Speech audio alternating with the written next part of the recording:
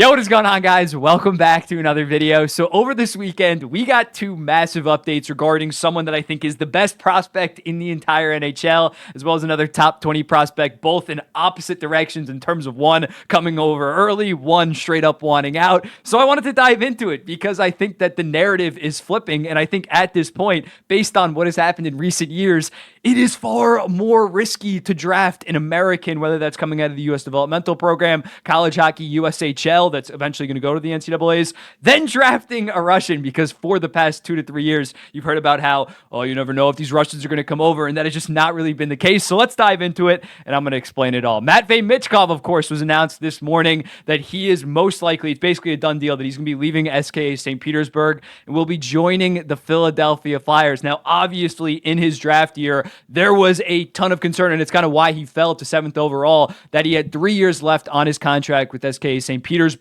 But even beyond that, people thought that he was just straight up never going to come over. And I kept on saying that, first off, I think he was always going to come over after those first 3 years. And also, if you're a rebuilding team, who cares about those first 3 years? If anything, it could be a blessing considering you get a 21-year-old Matvei Michkov on a 3-year ELC at 21 instead of 18. He can make a really big impact, making basically nothing once your team's ready to win. But when looking at this, yes, this massively impacted his draft status. As a result, David Reinbacher went 5th overall to Montreal. Will Smith went 4th to San Jose. 6th was Arizona. Kind of never had a chance at Michkov. I believe his camp said that he wouldn't end up signing there. But when looking at Michkov, he obviously should have went higher based on what he did in his draft year in the KHL. He had 21 points in 27 games. It was fantastic playing against grown men. And when looking at it this year, it seems like something else is happening with Ivan Demidov in terms of him starting to fall out because of concerns. But this week at the Gold Star Combine, where all the Russians were, it basically said that he was taller than expected. He speaks English.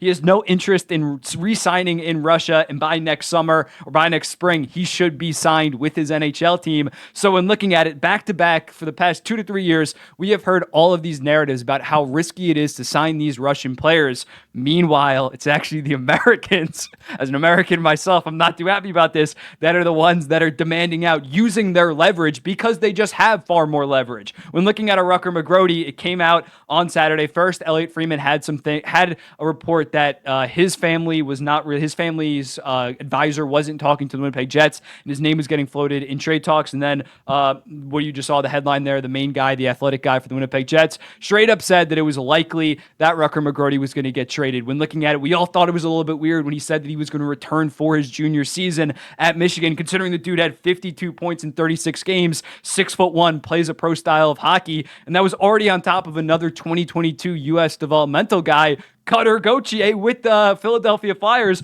also exercising his right. Now, that one, I will be honest, is a little bit worse in terms of Gauthier. I do understand where McGrody's coming from in terms of an avenue to playing time. I understand from his perspective, after he sees a Cole Perfetti get scratched the first 4 games of the playoffs, he's not too confident about his role there, as well as the fact that a guy like Nikolai Ehlers is playing less than like a Mason Appleton and Adam Lowry, a more so skilled guy like a McGrody isn't playing as much. But still, Rucker McGrody used his leverage. Cutter Gauthier just straight up told the Flyers, I'm not signing you, mainly because they have this leverage. When looking at the college hockey and how it's set up with the NHL in terms of their draft rights, they're only they only have the draft rights for 4 seasons up until their senior season, and then they're free agents. They can completely go anywhere, so they can leverage these teams, and especially nowadays when looking at the fact that the college players are going to get paid even more soon. They already have the NIL deals. These college players, these Americans, understand the leverage that they have, the fact that they can stay in college where they're the big man on campus. Now they're not getting NHL money by any stretch,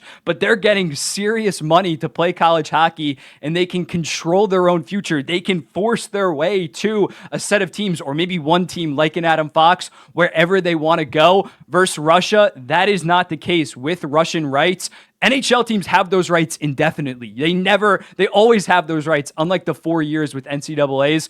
It's forever. It's forever. When looking at a guy like Ivan Fedotov, he was drafted in 2015, and just now in the spring of 2024, the Flyers finally signed him. So when looking at it, it's just the Americans are flexing their leverage. So as a result, I think that it is far more risky to draft an American at this point than a Russian. And when looking at teams like a Winnipeg, like a Calgary, I'm not sure going forward we're gonna be seeing them draft that many Americans, especially with the Calgary Flames. First off, Adam Fox was never going to sign for the Calgary Flames. He obviously got traded in the Dougie Hamilton deal, but he was just never going to sign with them. On top of Goudreau, on top of Kachuk eventually wanting out. Winnipeg, Jacob Trouba wanted out. Rucker McGrody now wants out before he even plays a single game. Versus you compare that to the Russians, although maybe they take a little bit longer to come over. They have some longer-term deals signed in the KHL. When they come over, first off, they're playing in a very competitive league. It gets them ready for the transition to the NHL. Kirill Kaprizov, 5 years. They waited 5 years, but he came in and was a superstar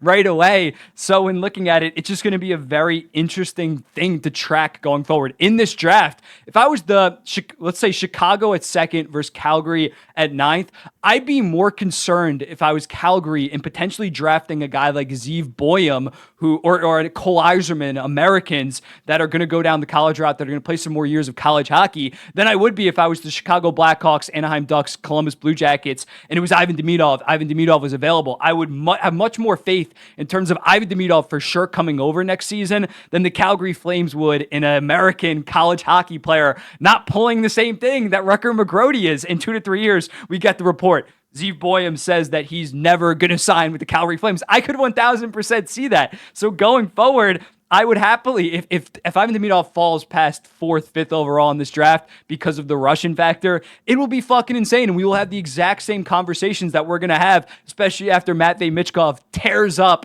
the NHL this season. It is just a very interesting thing. You don't really see this happen with Canadians because with the OHL, once you're done with eligibility in the CHL, you basically sign 1,000% of the time. Over in Sweden, they're not going to stay in Sweden. But with the American system, the way that it's set up, the way that college is becoming just even more of an attractive option for these prospects. You look at an Adam Fantilli and Owen Power, Canadians that played in the USHL for a year, then played college hockey in their draft year as a result, instead of going down the OHL, WHL, QMJHL route.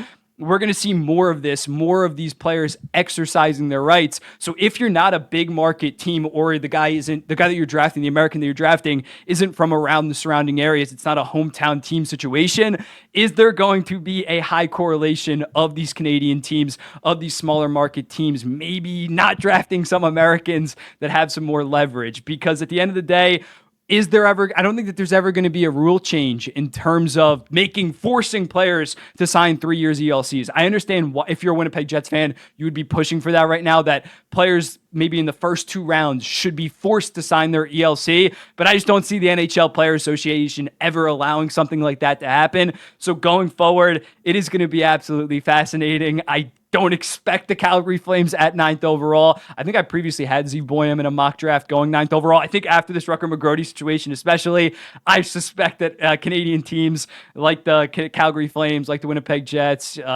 Vancouver doesn't have a first-round pick, Ottawa maybe even at 7th overall. Well, actually, they're close enough to America, and the fact that Brady Tkachuk is their captain right now is American. But when looking at it, it's just going to be a very interesting trend to see going forward. And yeah, I think that Americans are infinitely more risky right now than Russians in terms of drafting. But let me know in the comments, what do you think? I'll be seeing the next one.